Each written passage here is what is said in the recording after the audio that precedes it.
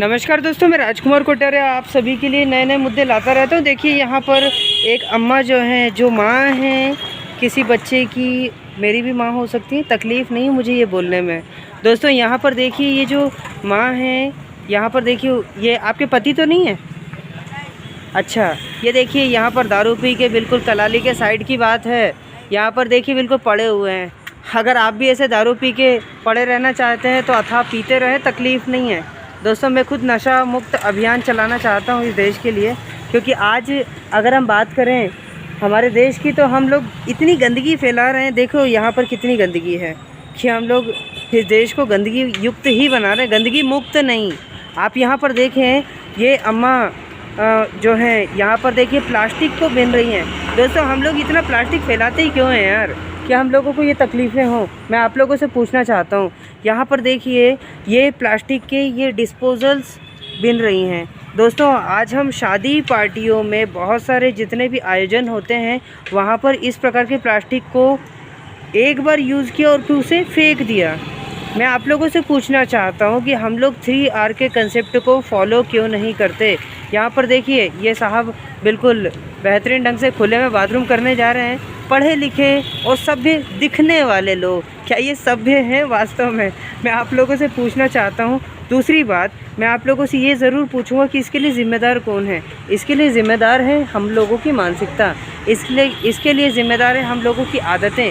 हम लोग ये पॉलीथीन्स अगर ऐसे ना फेंकें, अगर हम लोग इस प्रकार के प्लास्टिक्स ऐसे ना फेंकें तो दोस्तों वो भारतीय स्वच्छता अभियान का जो मुद्दा है ना वो सक्सेसफुल रहेगा, वो सफल हो जाएगा।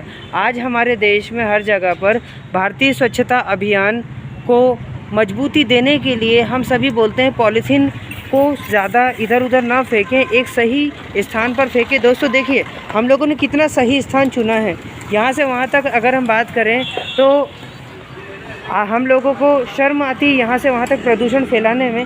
हम लोग बात करें ये पॉलीथीन्स की, ये आज मैं कलाली के सामने खड़ा हूँ, आप यहाँ पर देखिए हम लोगों को टिकट घर में लाइन लगाने में शर्म आती है, लेकिन यहाँ देखो लाइन लगा के हम लोगों ने पॉलीथीन्स की कितनी अच्छी हालत की है। फिर बाद में बोलते हैं कि भैया टैक्स बढ़ रहा है, महंगाई बढ़ रही है। इसके लिए ज़िम्मेदार कौन है आप लोग ये बताएं। आप लोग ये देखिए जब ये अम्मा बिना मास्क के यहाँ बैठी हुई हैं, दूसरी बात बिना किसी ग्लव्स के, देखिए इनकी ऐसी क्या मजबूरी रही, हम लोग ये जानने में बहुत ज़्यादा कतराते हैं। हम लोगों को बस इससे मतलब है कि हम लोगों के पास पैसा है, लेकिन हम लोगों को इससे मतलब नहीं है कि इन लोगों के अंदर की जो राहत है, मतलब इन लोगों की जो आशाएं इस देश के नागरिकों से, वो भी उसे पूरी की जाए। दोस्तों सबसे पहली चीज़, हम किसी भी प्रकार के कचरे को इस प्रकार से नालियों में ना फेंकें। आप सभी लोगों से मेरा विशेष अनुरोध है इस देश के नागरिकों से कि अपने कर्तव्यों को समझें। दूसरी बात यहाँ पर देखिए हम लोग जो हैं ये पॉलीथीन में एक पॉलीथीन बैग में इकट्ठा कर रहे हैं। अब लोग अगर इन्हें पागल कहें तो दोस्तों ये उनकी मानसिकता है, लेकिन अगर मैं कहूँ तो ये समझदार हैं। देखिए इनकी मजबूरी ज़रूर है, लेकिन ये हमारे देश को जो है साफ़ करने में कितनी मदद कर रहे हैं। ये उस 3R के कंसेप्ट को फॉलो कर रहे हैं जिसे हम रिसाइकलिंग कहते हैं। मतलब इसमें से देखिए ये छिब्बियाँ बिन रही हैं। यहाँ पर देखिए हाथ बताइए, ये देखिए ये जो है ये हाथ में जो थम्सअप वगैरह है उसके पीछे का, उसके ऊपर का जो कॉइन होता है, कॉइन जैसा, उसे ये इकट्ठा कर रही हैं और फिर इसे ये वहाँ जाकर पहुँचा देंगे कहाँ पर, जहाँ पर दुकानों में बिकता है।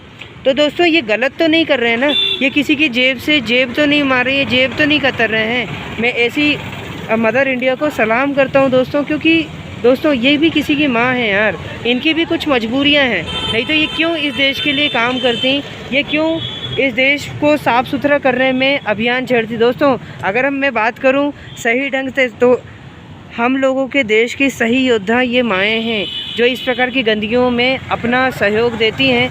दोस्तों मुझे नहीं पता ये कहाँ रहते हैं, लेकिन हाँ ये एक सही योद्धा है और एक असली विजेता है इस देश को साफ़ करने वाले लोगों में।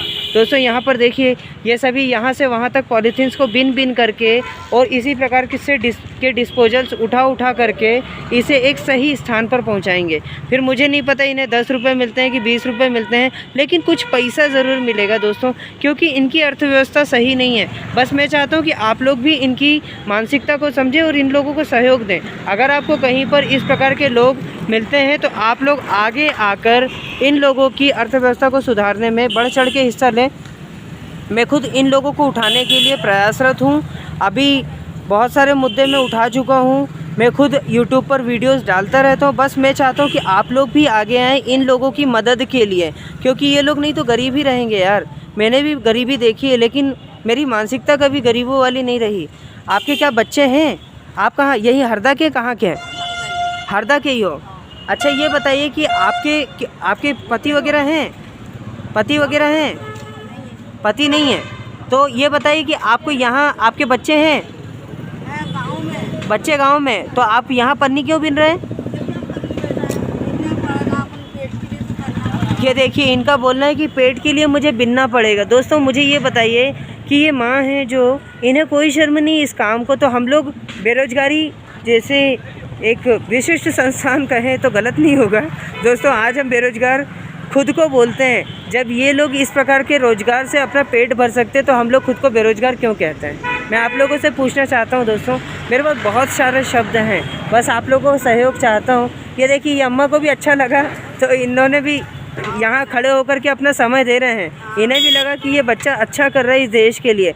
बस दोस्तों मैं आप लोगों से उम्मीद रखता हूँ इस देश को आप साफ़ सुथरा रखें, क्योंकि दोस्तों इससे टैक्स जो है हम लोगों से वसूला जाएगा। सबसे ज़्यादा टैक्स यहाँ कलाली से वसूला जाता है दोस्तों, और सबसे ज़्यादा टैक्स भी हम ही लोग देते हैं इस दारू के नाम पर। लेकिन मुझे ये बताइए, क्या हम लोगों के पास अपने बच्चों को पढ़ाने के लिए पैसा नहीं है? हम लोग बोलते हैं हम गरीब हैं। हम काहे के गरीब हैं? अगर हम मानसिक रूप से गरीब हैं तो हम तकलीफ़ में। अगर हम लोगों के पास पैसा है अपने बच्चों को पढ़ाने के लिए तो हम अमीर हैं, नहीं तो हम लोगों से बड़ा उल्लू कोई नहीं है। ठीक है दोस्तों, मेरे पास शब्दों की कमी नहीं है, बस आप लोगों का सहयोग चाहता हूँ। अगर आपको चैनल अच्छा लगता है तो चैनल को सब्सक्राइब करें, लाइक करें, कमेंट करें, और भारतीय स्वच्छता अभियान में हिस्सा लेने में कोई भी कमी न बरतें। आप सभी लोगों से अनुरोध है, विशेष करके कल मैं खुद भारतीय स्वच्छता अभियान पर वीडियो बनाने वाला था, लेकिन ये उसी का हिस्सा है और वही है। बस अगर आपको मुझे सजेशन देने तो कमेंट बॉक्स में आप अपने सजेशंस को मेंशन कर सकते हैं, या आप मेरे नंबर नोट कर सकते हैं 8085839565। इसी प्रकार से हिंदी में बात करें तो 8085839565। आगे बात करें तो आप मेरा फेसबुक पेज लाइक कर सकते हैं, जीतेगा इंडिया, JEETEGA इंडिया। आप इस पेज पर भी जाकर सीख सकते हैं दोस्तों, और एक नई पीढ़ी का निर्माण करो यार। हम सब मिलकर आगे बढ़ रहे हैं, आप लोग भी आगे आएँ। लेकिन दोस्तों काम करने में बिल्कुल भी ना आप थोड़ा सा भी इसमें आप शर्म ना महसूस करें, क्योंकि दोस्तों इस हिंद को अगर मजबूत किया है ना तो इन गरीबों ने मजबूत किया है। नहीं तो दोस्तों देखिए, मैं खुद कोशिश कर रहा हूँ इस देश को मजबूती देने की। ये देश का भविष्य है और ये ही देश को मजबूती देंगे। अगर हम अपने देश की अर्थव्यवस्था को मजबूत करना चाहते हैं तो सबसे पहले इन लोगों के लिए काम करना शुरू करें।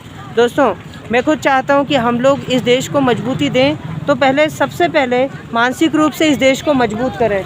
मैं चाहता हूं कि आप लोग भी आगे आएँ। मैं अकेला तो आगे आ चुका हूं। इस देश के लोगों के लिए, इन गरीबों के लिए आप लोग भी सहयोग दें और एक सही व्यक्ति को वोट दें। अभी वोट के लिए अभी चुनाव होने वाले हैं, लेकिन ऐसे लोगों को वोट नहीं देना है जो दिखते बिल्कुल एकदम ऐसा कहें चक्रधर है, कृष्ण जैसा बिल्कुल रंग लेके आते, भैया हमको वोट दो, लेकिन बाद में 5 साल तक के लिए हमारा खून चूसते रहते हैं, मक्खी चूसों के जैसे। मतलब ये देखिए, ये अम्मा भी बोल रही, सही बोल रहे हैं। अगर हम बात करें अम्मा, 5 साल तक हमको लूटते रहते हैं कि नहीं है?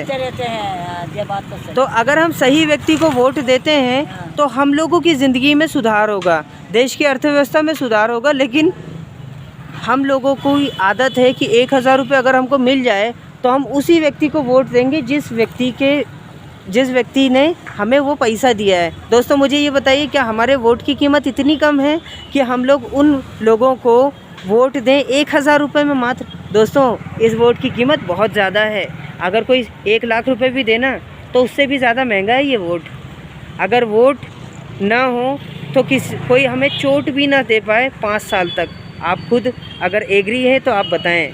दोस्तों बहुत सारे शब्द हैं। जय हिंद, जय भारत। दोस्तों बस इन लोगों की मदद के लिए आगे आते रहें। मेरे पास शब्द की कोई कमी नहीं, बस आप लोगों का आशीर्वाद मिलता रहे। जय हिंद, जय भारत। और भारतीय स्वच्छता अभियान में अपना सहयोग देने में कतई भी शर्म ना बरतें। जय हिंद, जय भारत। डबल से।